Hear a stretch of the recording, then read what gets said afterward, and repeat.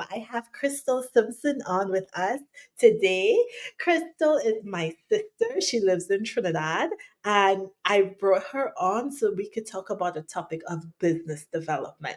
So, last episode we were all holistic. If you missed it, be sure to go back because we talked about breathing, we talked about music, and today we're going to get into business. And Krystal, she's been in business for a long time. I'm going to welcome her in. Welcome, Krystal. Hello, and thank you for having me. I'm excited Hi. to be here. So, you are not a nurse, but you are part of our Nurses in Charge as our events coordinator. And you have been in business for how long? Over a decade, actually, I've been in Wow. business. My business, actually, December of 2023, I realized that I was registered 10 years. So, yeah, I've been in business for over 10 years.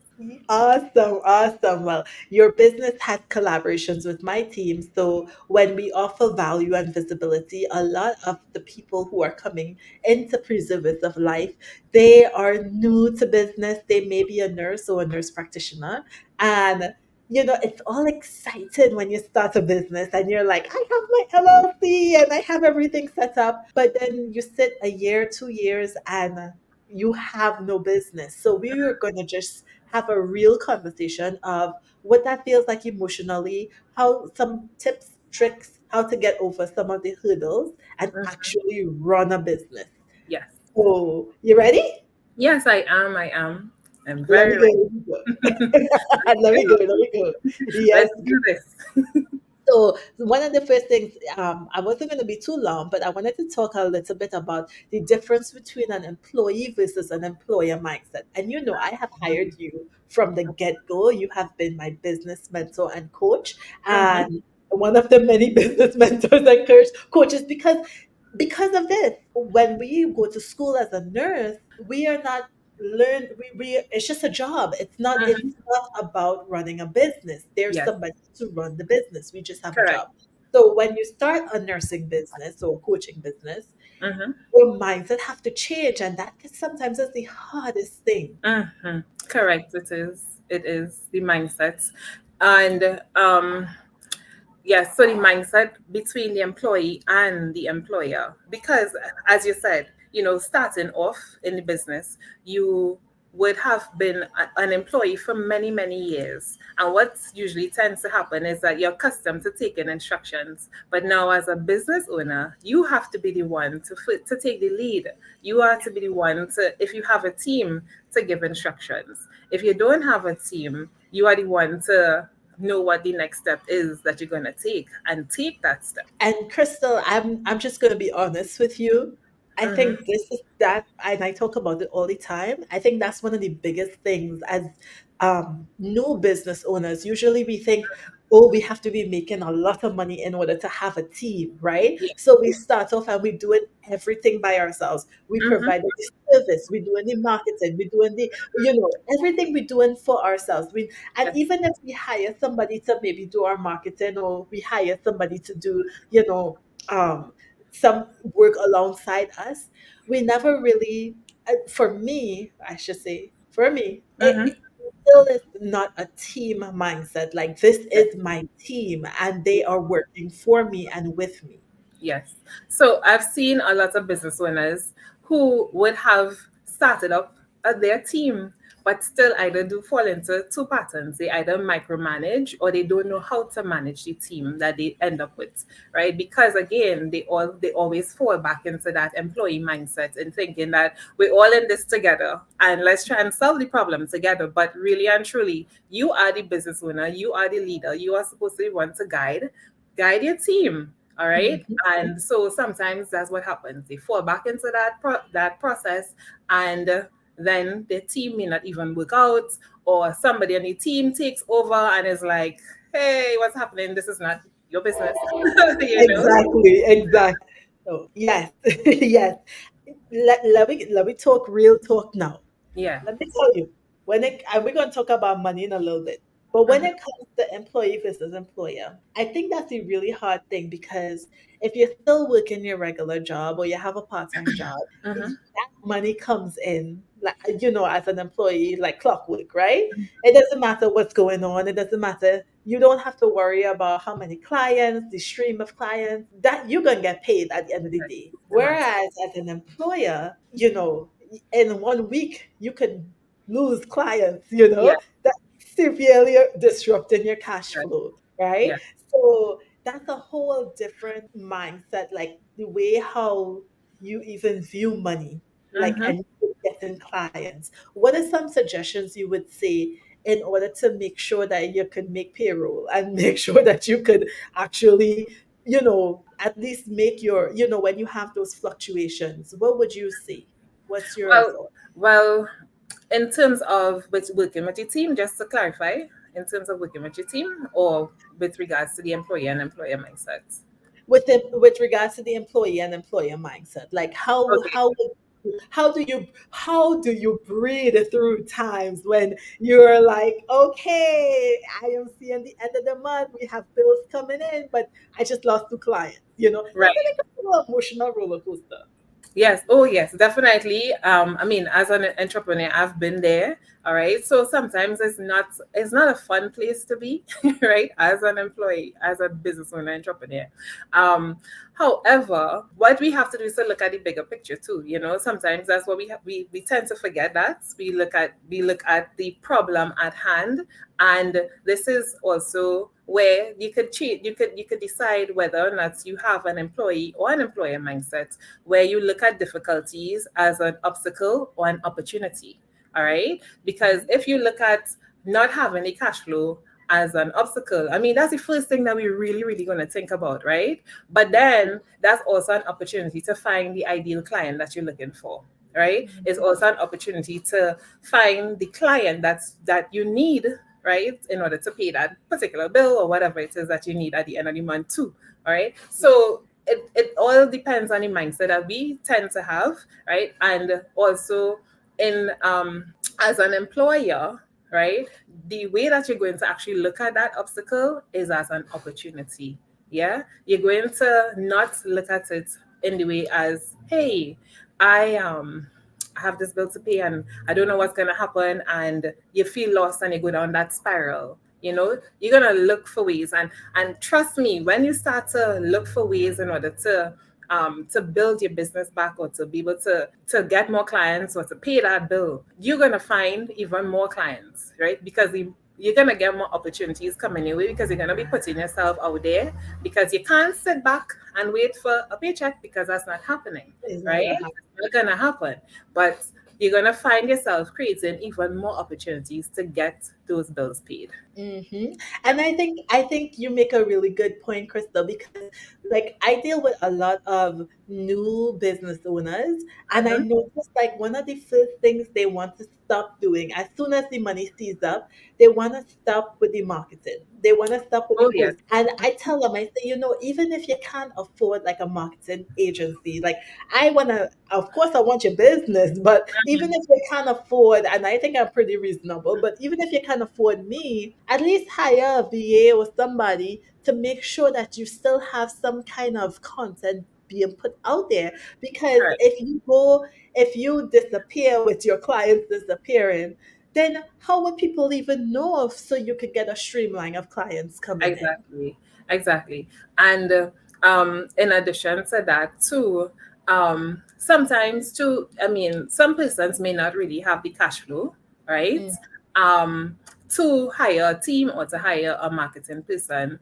mhm, But there are tools, automations that they could utilize in their business that are for free, right? It may just take them a little time to set up. And mhm. and this is also something that I always like to tell clients. It was something that one of my previous employers told me when I was starting up my business. And I always remind my clients of that. In order to make money, you have to spend money, right? You cannot be stingy when it is that you're starting a business. There are things that you need to have in place, and you need to spend that money in the beginning. in order Mhm. for it to run effectively. And this is also a place where persons tend to hold back, and Yeah. it causes problems in the long run in their business, right? Yes. It causes problem in the long run. But Yeah. yes. Yeah, and I think sometimes let's talk about that a little bit because cash flow and faith, right? Mhm. Sometimes you don't have the cash flow and you're spending so much money on the business, on marketing, or on just getting out there.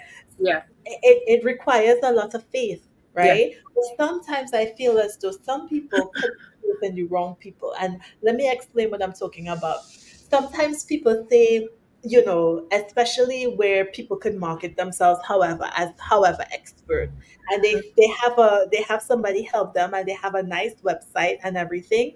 But maybe that's not what they needed. Maybe yeah, they needed somebody to help them actually make money. Like not just have a business that looks good. Like yeah. they needed somebody to give them some pointers and some Mhm. tips as far as, Mhm. well, let's get some, I know we taught a lot, but let's get some clarity as far as Yeah. who is your client, where Mhm. would they be located, Mhm. how would you contact them, Mhm. how would you put yourself out there. Sometimes you go to, because everybody's a coach today, and I don't have anything against that. I think we need a lot of coaches, but I just think you need to know what kind of person you need to be in alignment with in Correct. order for you. Because trust me, I've been in alignment, poor alignments, and learned the lesson from it. So Yeah. Yeah. that's what I wanted to just talk about. Yeah, yeah, and that too is very, very important to Casey. Knowing who to go to, you know, and like I always tell persons, because I'm big on energy as well, So if something doesn't sit right with you in the beginning, then just know that that's not for you, and yeah, just know that that's not for you, maybe, right? And be okay with that decision, because again, we don't want to end up being people pleasing and then end up in a space or place where it doesn't work out for us, and then we spend thousands of dollars wasting time, right? Mhm. Or Mhm. energy, a lot of energy if we don't have the money, and it's not something that's feasible to us, right? There are a lot of experts out there, right? A lot of persons give their opinions, right?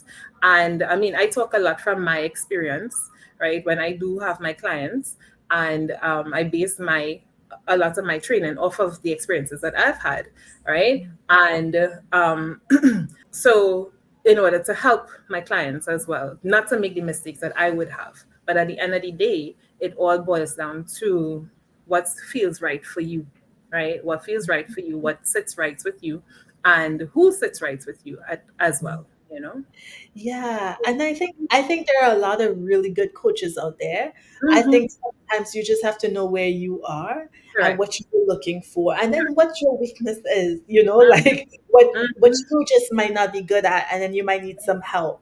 Like for Mm-hmm. instance, so when we talk about cash flow and faith, right? Sometimes you might have low risk tolerance. Look, your sister here, low risk tolerance, where that makes me uncomfortable. Mm-hmm. Getting low, having below a certain amount makes me Yes. Yes. uncomfortable. And I have to literally breathe through that and really tap into my faith and say, it's coming. Like, it's coming. Stop panicking. Because what happens is I panic and then I shut down. Mm-hmm. Yeah. So, I mean, it's real. It's Yeah, real. it is real. I mean, and that is not. I mean, that's not uncommon. Again, with regards to, because you would have been accustomed to having that steady income. That, and it all goes back to your past practices, your routines, your habits that you had before. You had a job. You've had a job for how many years? So you would have been accustomed to that type of life. Yeah. And now when you see that, hey, it's the end of the month and I've got people to pay or I have bills to pay, then you start to feel overwhelmed and anxious and stuff like that. And for me, going through the years, yes, that's a real feeling. I'm not negating anybody who feels like that. Some people even get paralyzed. Yeah. But that faith, you see, having that faith, knowing that, hey, that bill is going to get paid, or you're Yeah. going to be able to pay that client, or you're going to be able to have that consistent income coming in eventually. Once you have that faith, let me tell you, clients just going to flow. Yeah. Yeah.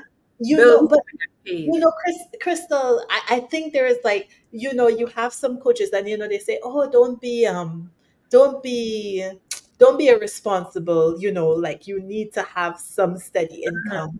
But then Mhm. sometimes I feel, and it's just me, and I'm not recommending anything for anybody, but sometimes I feel that cushion, and I talk about it, that cushion of, okay, Mhm. I know if everything fail, I can go back and work in the hospital, or I can go get a job, but sometimes I feel like that always put like a cap on how I really need to go after the business, and Yeah. having a cushion and knowing, okay, I have this coming from so and so. It's Mhm. like, no, you have to run the business. Like this business, like I don't know if I'm making sense, but it's like a resolve or a commitment where this business is going to fund itself. This business Mhm. is to support itself, Yeah. and going to give it the time and energy in order to do that and not have a cushion for it. Yes. Yeah, and that's what faith is. That is what faith is. Definitely, sister. Generally, it is what faith is. Now, as you said, there are persons who would advise that you do have that cushion, but sometimes that may not always be the case, right? Um, there was a podcast that I listened to, and I don't remember who it was by, but one of the girls, she was saying that sometimes, we call this our the funds, the different type of the emergency fund, you know, and there would always be an emergency, So Yeah. sometimes you do have that cushion, right? Yeah. And Yeah. there's sometimes something always comes up that you have to use a cushion. That's life, right? Yeah. That's life. And if it is that sometimes we decide to, wait until we have this cushion, then sometimes we will not take the action that we need. The Yeah. vision, we have the vision, and then we're afraid to take action because why? We don't have that cushion, right? Mm-hmm. So we think, Mm-hmm. right? Or Yeah. we don't have the whatever it is that person say that we need to have, right? I Right. can tell you, like I remember there was a year I was working for a client and I had a cushion. My client was paying me very well, and I just had one client, right? And was paying me very well, and I had savings and everything. And then my client lost his job, which Oh down no. to me. He wasn't able to pay me anymore, Yeah. right? And then what happened? I had to come back on the game, right? Get back into the game because again, I as a business owner, I would have my small clients. I was still taking my small clients and everything, but it wasn't the amount of money that I was making with this one client. So Mm-hmm. guess what? Eventually I had to start utilizing the cushion, and then the cushion started to dwindle.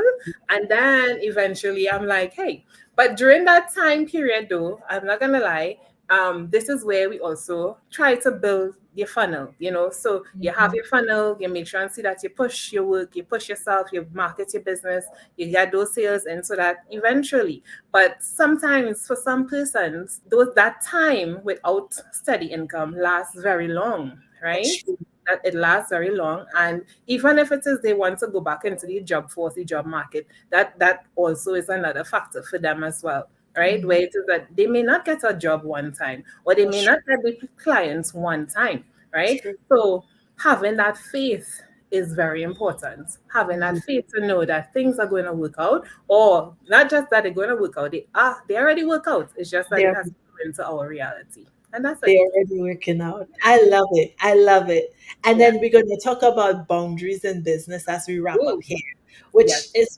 very important because when you're kind and you're just so loving and everybody just is, you have good business relations. Sometimes correct. it's easy for people to take advantage of you. I know Mm, for me, a point of very much discomfort is actually invoicing people, like I'm mm, like, hey, send the invoice, like, and then when I send the invoice, sometimes because talking about money is like uncomfortable, it's like there was no clarity. So some people get an invoice, they're like, I have an invoice, and I'm like, but I'm running a business. Why would you not get an invoice? Like, I'm running a business here. So it's like when you have that discomfort within yourself, even talking about money, it's really hard, you know? Yes, and this is too why we have to, you know, do internal work too to heal some of our wounds as well, right? Because if we have wounds with regards to or trauma bonds, trauma blockages with regards to money, you know, invoicing, asking for your price, you know, getting paid what you're worth, those are things that we're gonna continually have problems with in our business. Yeah. Mhm. Also, if we have problems with saying no, you know, and feeling guilty when somebody asks us because we people please, you know, we tend to people please or tend to um, think about others more than ourselves, and we Mhm. can't say no. We feel, as I said before, guilty to say no. Then what are the real boundaries that you're setting for yourself in your business, right? Because then you would, let's just say, for example, a client calls you at 7 p.m. and you know 7 p.m. is when your family has dinner, right? Are you gonna take that client call or are you gonna have dinner with your family? What are you sacrificing at that point in time? Don't feel bad to say no, you know. Sometimes we need self-care and sometimes we need to take a break from let's even social media, you know, social media, we need to take a break from reality sometimes and we set our timer and we take our break. And during that break time, which is your time, don't feel guilty and don't feel bad to say no for when that a client might call. You could call them back after. You know, you could interact with them after. I always tell persons when you go to a particular grocery or a store and they are closed, you cannot go in the store and say, well, this is the time I have, you know, this is the only time that I have to shop. Yeah, This is it's my true. agency, open up for me. You know, you can't do that. It's So true. as a business owner, especially a small business owner, it's Mhm. important for us to have those type of boundaries where, you know, it's we want the work, we want the clients, and we do give quality work, but you know, you have to let your clients um respect your boundaries as well. You know, you make sure Ooh, you put them in place and let them respect your boundaries. ooh, that's a very, very good point. Because Mm-hmm. as you're talking, I'm thinking all the problems I actually had as an employee is Mm-hmm. what I am facing as an employer, you Mm. know? Like I Interesting. didn't collect my checks, like, you know, like I don't know why. But now I'm like, don't want to send the invoice. It's like, okay, Casey, these are things that you had a problem with as an employee. Yes. So if you are an employee, pay attention. Yeah, definitely. Because it's gonna transliterate into your business, you know, the habits. And again, it all comes down to your habits and your routines that you would have formed how many years ago. Now I'm not saying that sometimes if a client calls at a certain time that don't take the call at all. Sometimes their client might have an emergency.